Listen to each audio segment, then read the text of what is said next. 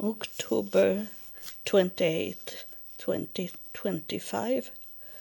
And I told you that I'm going to recording and tell you what have happened to my relative that is psychology.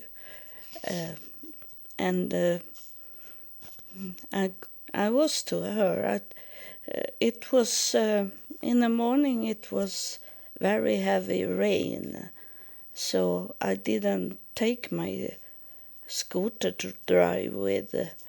I called for a taxi, that that they use in healthcare. It doesn't cost so much money for me as a normal taxi. And so I got the taxi and drove to my relatives. And I started to tell her that we were relatives, and she be very surprised when I told her that I was related both to her and her boyfriend. And first she say angry, like I was not thinking like that she was thinking I did a bad thing. But I say I wanted only to look at if there was a picture of you on internet, so I knew who I was going to meet. I told her, and then it says that you living together with a man that have a name, a last name, a surnames that is in my family tree, as I talk about to her about that. I have found out that we often choose people that is to be our partner that is connected to us in DNA. It doesn't need to be close relatives, but they are in the family tree, I say to her. And she calmed down when I talked to her about it. And that is true. I have said that before to you in this podcast, that like in LDS church, they choose someone that is in their family tree, that they are connected to. Like they say in Jerusalem to me, that we are connected in one way or another, that it can be a gap in time, but we are connected. That's why we fall in love. And I know now that I have met men and been together with men that have been connected to me. So like my son, I know that woman that he have children with, she is in my family tree, and but not so close to each other. But that's how it become that they were become to be together and get 2 kids, but they are not. They are fighting all the time because they are of the same sort of person, going down in the DNA. My DNA is not perfect. It's many. It's many evil people in it. It's not about to be perfect. It's what the DNA tell me, and then I start to talk. Her name is very strange. This psychologist. Her name is Sigrid. Sigrid. It's an old, very old name, and I have that name, first name in my family tree of royals, nobles, people that have this name. So I was already told her that she asked why I was there. I was to her, and I say that it's about this. It's my stress I have, my that I always have the stress in my body, and that is not good to have because it damages my body and I can be killed of it. I told her that's why I need to find a solution for how to take away this, at least so it doesn't kill me. I know it's maybe impossible to be healed from, but I ask only to get it more normal inside me, and I told her only a person knocking on the door, I be so very frightened. I want to escape, to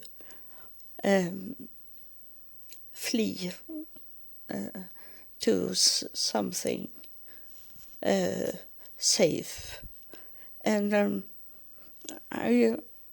that is good that I understand this, that that's what I did in year 2000 to flee from something dangerous. It can be both bad because it is inside us. That's a natural things to flee from something that is dangerous, like fleeing out from a house that is in fire, for example. It should be there inside your mind. That we were talking about today, that is a normal reaction. But I told her mine is not a normal reaction because it's more than normal, and I want it to be a normal thinking to flee away that normal people have inside them, those that have not been into anything dangerous that make them run away or to flee from. And I know that it doesn't work to. Now, when I have chronical stress inside you, it is almost impossible to be free from it. And she was talking to me about to accept it, that is a part of me. And then she asked what I was doing to calm me down. I say I have trained me to I be very scared. It's going up in the top of it when, for example, those people that take care of me from the city that take trash like that. Every day they take trash. And they knock on my door every day. But I don't know when they are going to knock on my door. It can be 4 hours between those knockings, the earliest and the late knockings. Before they call on my doorbell, and I be frightened, and I told them that can you start to knock on the door instead, so that I don't get this doorbell. But it didn't help. I was the same, scared for this, and I know. I told her that I knew it is post-traumatic I had when I come back from United States, and I told her I was many times very close to be killed, and I always start and say this. That was a man knocking on my door, and in the United States, and he have a bullet between his fingers, and then he said to me that this bullet have your name on it. He said to me, and then he went away.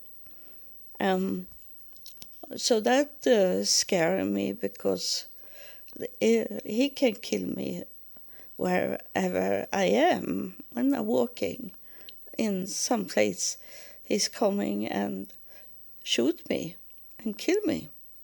And I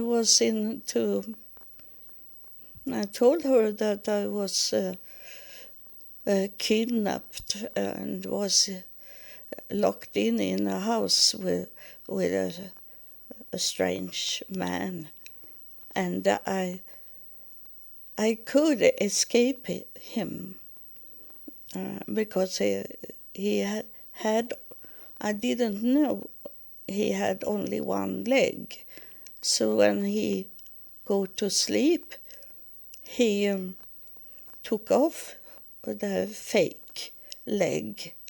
And then I knew that if I run away from the house, it take a little time for him to put on the legs and run after me. I was thinking, I have some minutes there.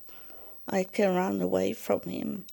And I ran out from the house and I was running in the forest, and I didn't know where to go in the forest. So I asked God to help me to know the direction, where to go to come out from the forest and find a house where I could knock on the door and ask for a telephone, because I didn't have any telephone with me. But when I walk a little on that road in the forest, there was a house. It was a light in the house in the forest, and that it's easy to say. It's only to knock on the door, but this was United States and not Sweden, because it's dangerous to go and knock on the door if you don't know them, and call them before you are coming. And only knocking on the door can kill you. They can have a weapon and shoot you. And the police say that's okay because you protect yourself, protect your house, and she have nothing to do on your property. That's what it is in United States, and not in Sweden. I knew that, but my fear was more than this. So I knock on the door.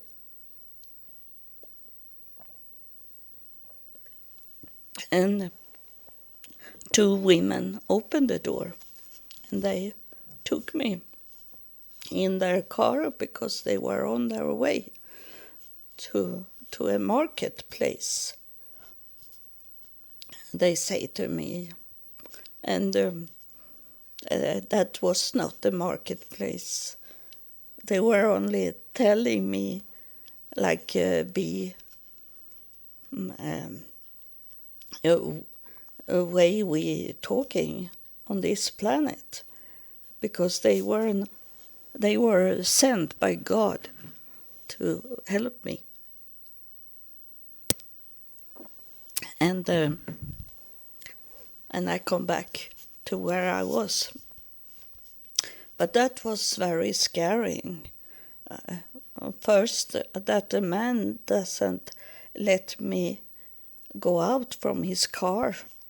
He had locked the doors, and I had only to go with him. I couldn't run away. And then I was out in the forest, and there were nothing to run to ask for help.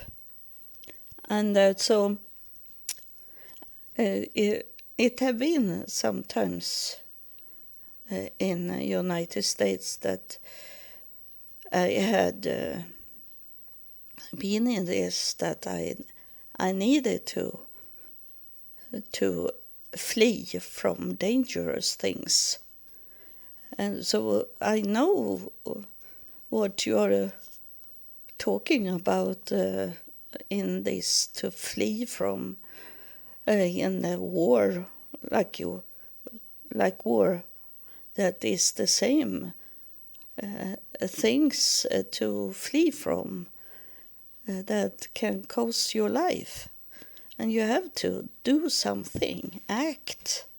You can't freeze and standing where you are. You have to put blood into your legs and brain, of course, first place, and then have blood in your legs and blood in your arms. And that I knew. This, I have done that so many times in United States. So I started to get psoriasis of that. Yeah, I didn't had any blood to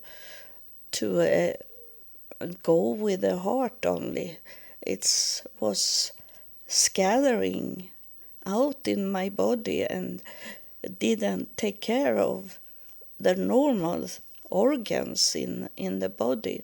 And that's how I got this pancreas illness, and the psoriasis is caused of fear, of to be so very frightened, so the body react in psoriasis.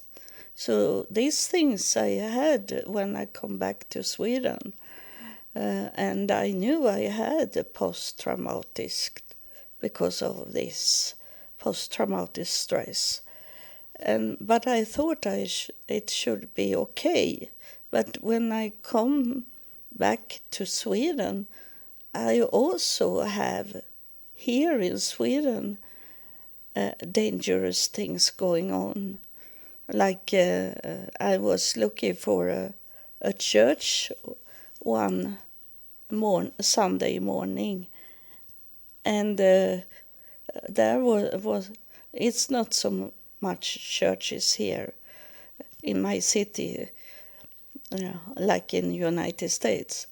So it was far to walk and go, and I have been to most churches in my city and didn't wasn't welcome of the church. So I knew it was a church in that area where I was walking, and I tried to find it. And then suddenly there was sitting a young man on the ground, and I walked to him and asked him why he was sitting there. And then when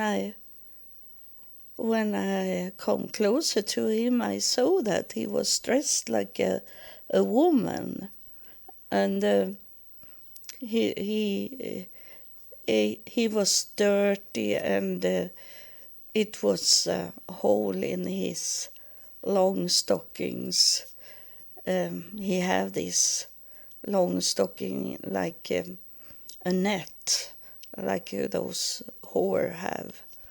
So he was that whore, and but I talked to him, and then suddenly I saw he be very, very angry at me, and he was looking in the bag to find.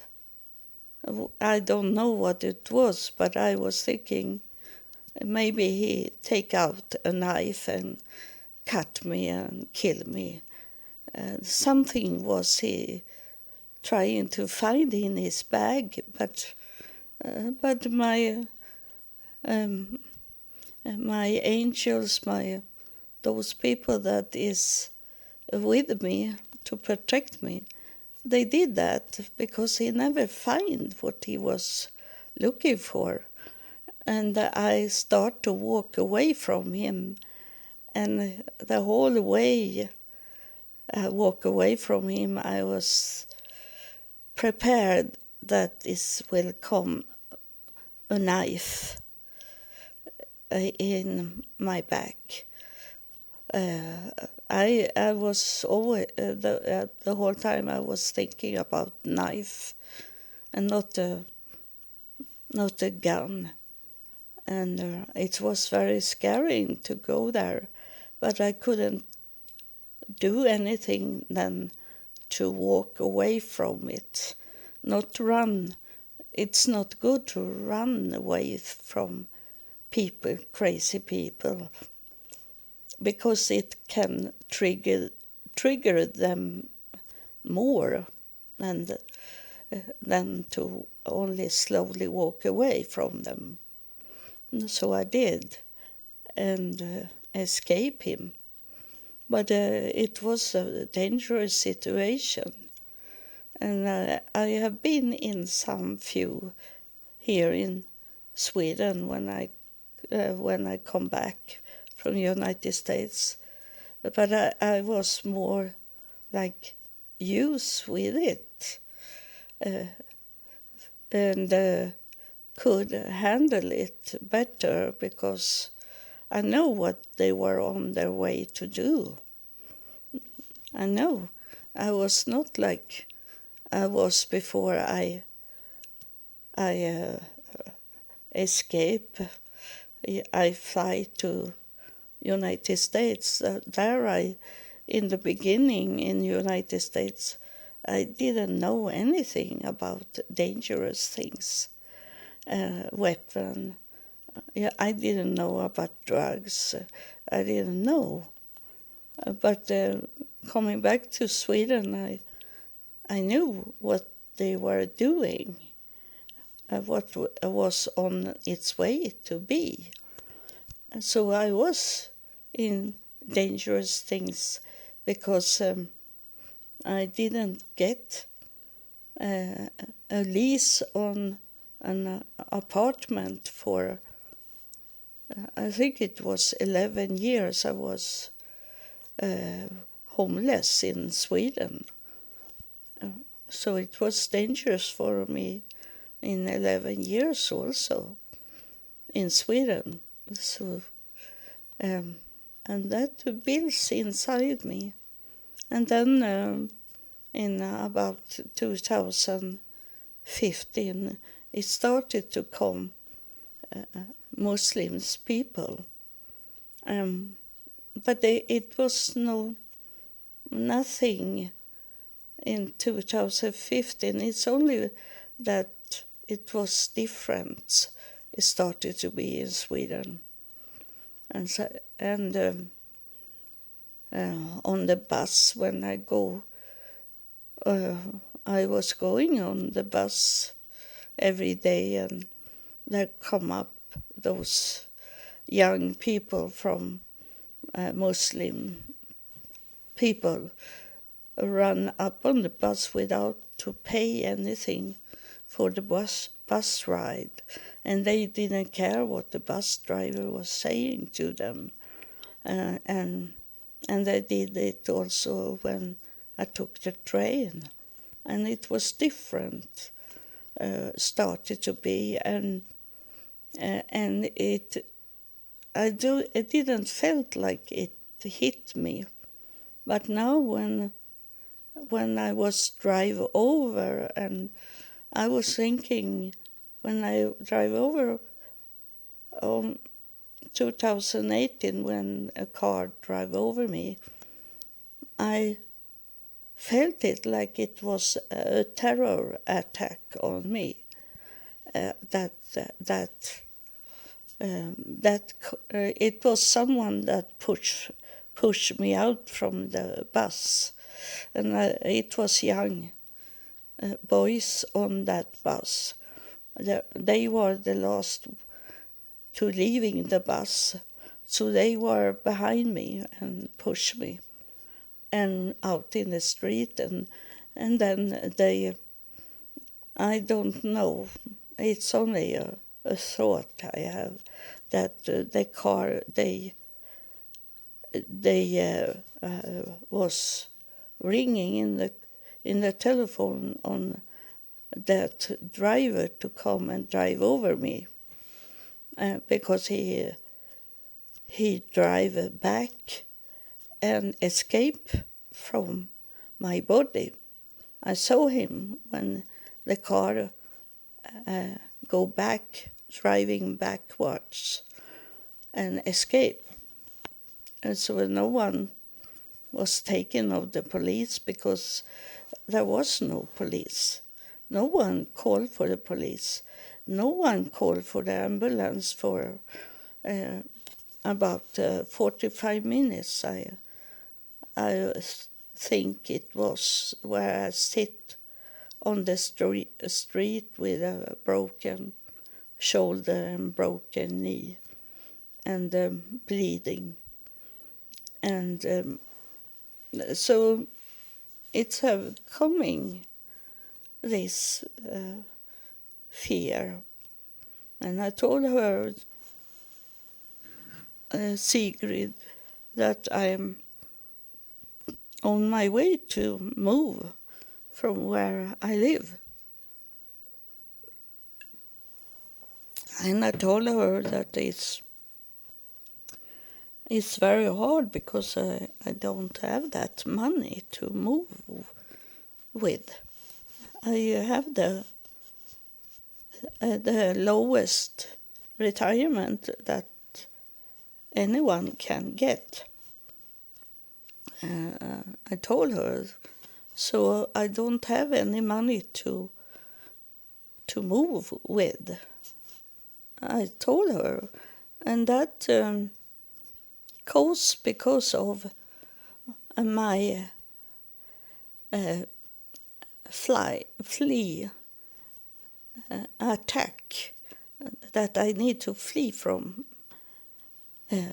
bad things, and the worst things that can happen is what happened in year 2000, because I be so frightened that my husband from Texas, he had HIV, and I was thinking that I was I was thinking that I had killed my own daughter because she maybe have got HIV from my husband, and that was, I was not thinking about myself. It was her I was thinking, and that caused me to get this flea attack, and that was the worst things, the flea attack I got, because I wanted to make a suicide because of that. That is the most bad you can get. Of course, there is like a flea attack also, that people can kill another person to escape. So there is some few bad things that can happen with this fly attack, and and I was on my way to make a suicide, and that didn't God accepted, and that's why I have told you that that is not what God wants you to do. You do something against God's will when you make a suicide. I have told you that.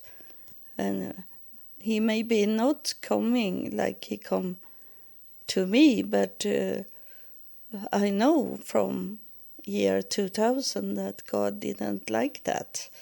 So suddenly there was like a higher priest in my home, and he was talking to me about my childhood, and I never saw him move his mouth. It was telepathy, he talking to me, and he was clear like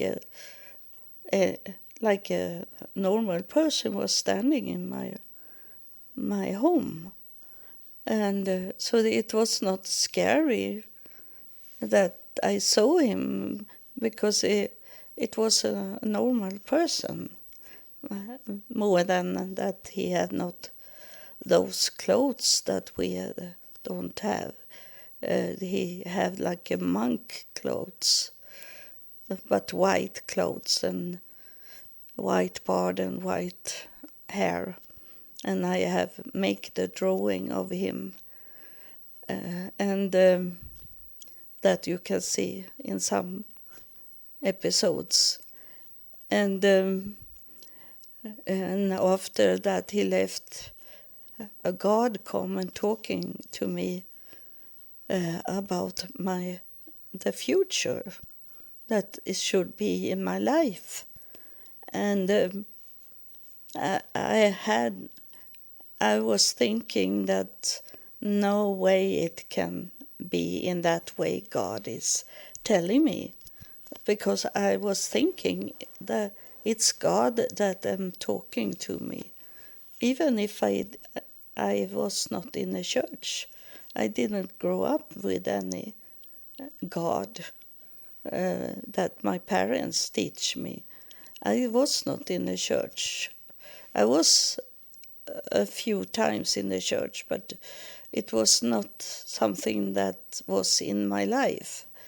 And but I knew it was God that was talking to me. And then many years after, he have given me some clue that he was the real God, not Jesus, not Muhammad. It was God that is in all, I think, all religion, that the highest, the father of everything. And so I flee in the most dangerous way. I wanted to do a suicide. But when God come, he changed it. It was not a choice I had, because to make a suicide, it did go away when God was talking to me. And instead it was like a pipe. Now again, when I telling you this, it was this pipe that it's in the spaceship, and I saw it like a pipe, and I had to go there. I couldn't walk going back again. I had to go through the whole pipe, and there were only opening in forward. There were no path to go back. I had to go, and I didn't pay any bills, and I saved up money to take the flight to United States and escape in that way. And so I know this, to have this, to escape, and that is it. And when I think about it, I know I have escaped before, because I have escaped about 6 times from home, where I have lived together with a man, and those men have not been good to me. They have scared me, and I had to flee from them. So it have been many times in my life to flee. And now when it start to be that I am on my way to be killed of this stress.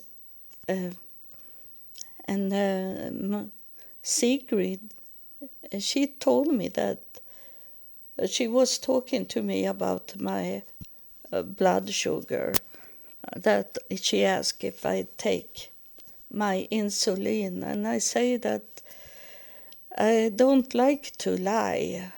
I hate to lie, but I have to lie for this nurse that is about my blood sugar, because she don't understand me. I told her I don't eat so I get blood sugar. I say it's the stress, the brain make me get high blood sugar. I told her a secret, and she say I have to tell the diabetic nurse what you are telling me, if you accept that I talk to her about it. And so I was frightened, but I say that's okay if you can tell her that the blood sugar is not about that I lie about what I eat. I say, of course, I can take some sugar sometimes, and sugar is not bad if we take it in moderation. because it's an energy that the body needs to have a little sugar. So I say to her, so I am not frightened to take something with sugar, but I don't take it daily. It happens. I am to some meetings, and then I take, if they don't have sugar-free cake, I take a cake. I say to her, and then I need to higher a little of my insulin. And so she did that, and I be scared about it. And I'm wondering what the diabetic nurse should be, because it was like a slap in the face for her, because she protect her job. I understand that. But she have not studied what more we can get the blood sugar from. There is some many sorts of blood sugar illness, and it's still research things. It's not put in the wall in a stone, because there is new things find out about blood sugar. And I told Sigrid that I know English, American, and I read those medical books, and to find out the problem I have with my body. And I say that is not that she need to study more about the new things that the researchers have coming through. And and then when after a little time, when I come back home, I saw that I have a message from the diabetic nurse, and she wrote me that you think you are telling Sigrid that I don't know about blood sugar, diabetic, so it's better that you come and talk to a doctor. She wrote me, and I answer her and I say it's okay, as soon as they could understand Swedish and talk Swedish. I told her, because I have met doctors at my health care that doesn't speak Swedish, and they don't know English either, and it's very hard to talk to them when they don't know Swedish. So I told her that I accept it. But then I have forgotten to tell you what the day started for me this day. That I had a vision dream this morning. And it was, I was like invited to a royal dinner, because I saw our Swedish king at the table, and then it was some people that I knew it was noble people. And this is not because I should go to Sigrid, because I was not thinking about her.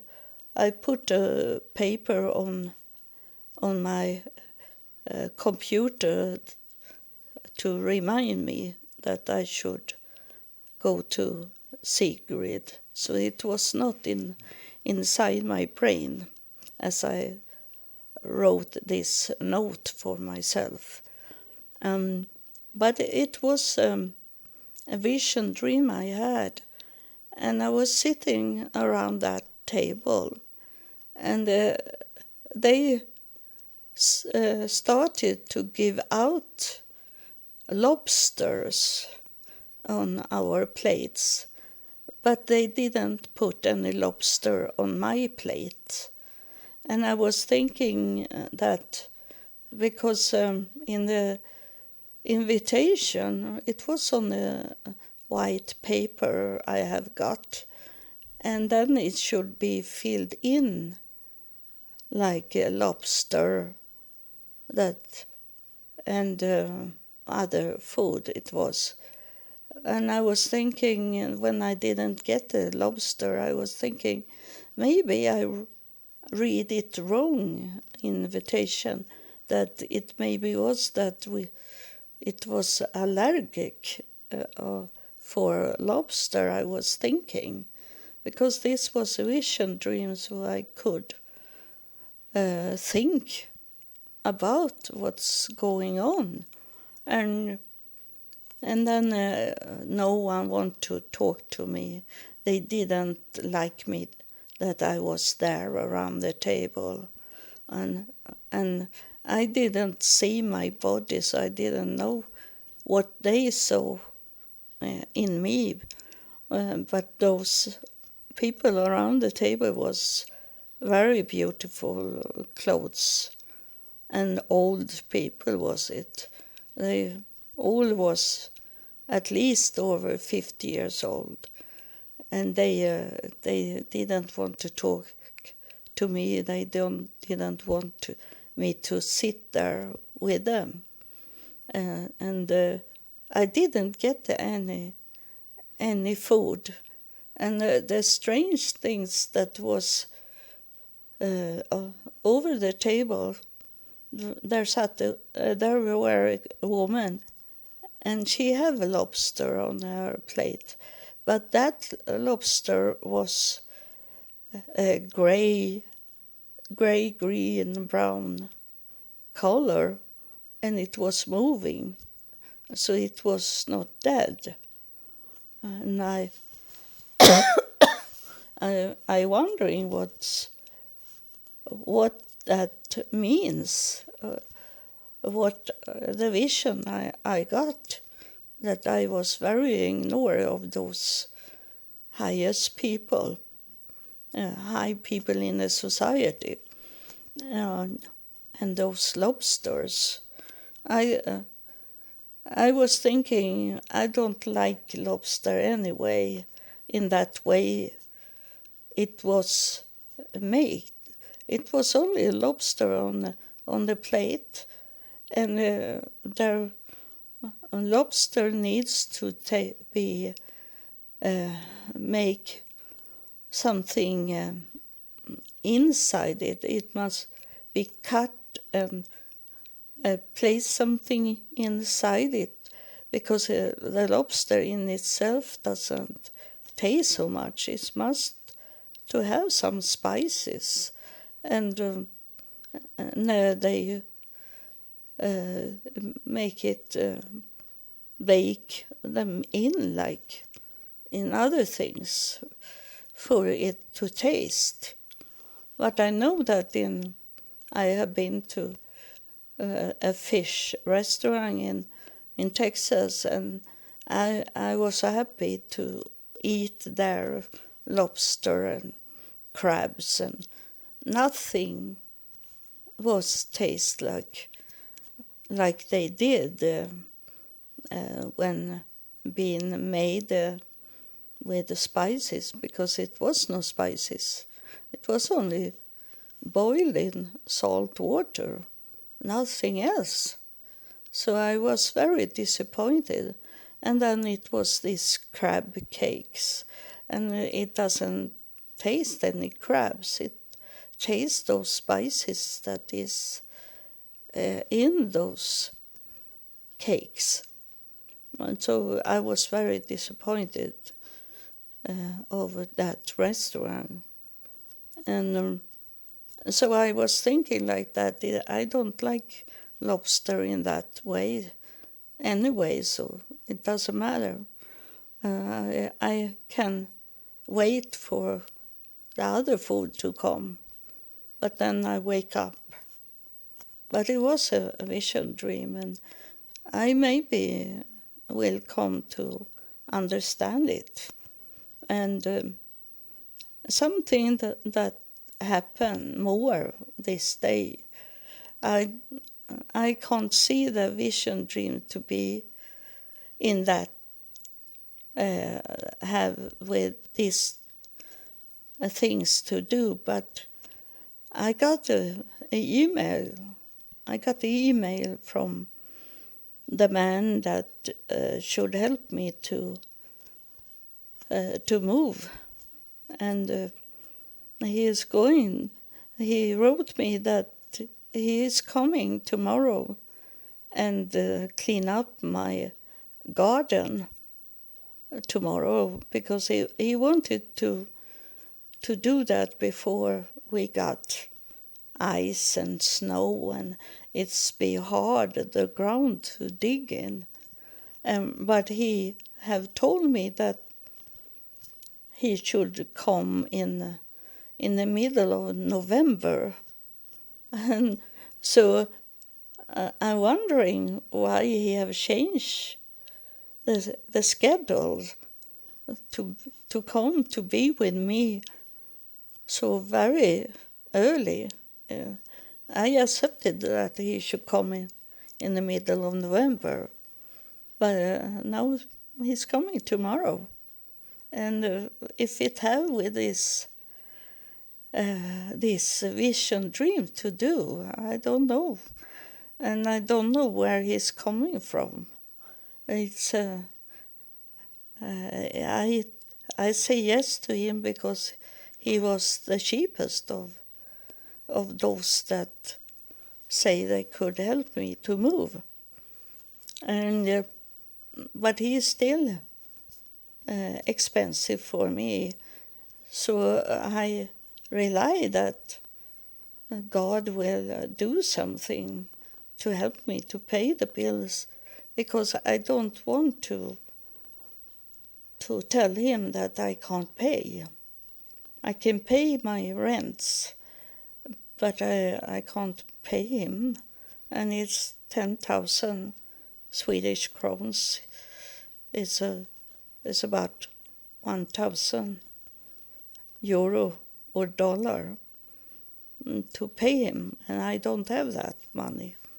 I can't see the money coming. I know I get my retirement, but the retirement I get now, if I don't buy anything, that will not help me, because that is enough to pay those double rent I have to pay. So I don't know what to do with him.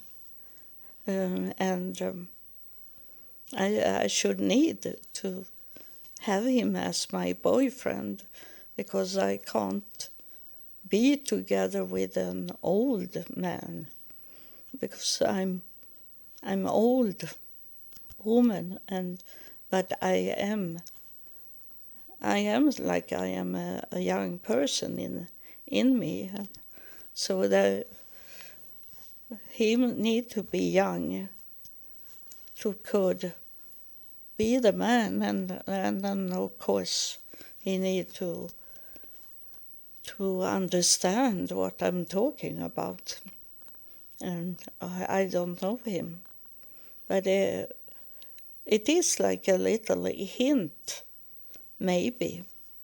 It can be wrong, but I hope he come early, because he wanted to be with me. But I don't know. I'm terrible in these things. I'm terrible to do what to do with him, but if it's in God's will, it will happen something with him. And and a solution is that we are together, and he say, don't worry about pay me, he say. And but I want to pay him, and I say, I can pay off you, I can give you some money time after time and pay it off, because I don't want him to say, I don't need those money. I need to pay him. And no one have sent me any money more than this man in Africa. And that, if it's from Africa, and like I have a property in Kenya, if he live in Kenya, that money that he was sending me, it's about 2,000 Swedish crowns he was sending me in his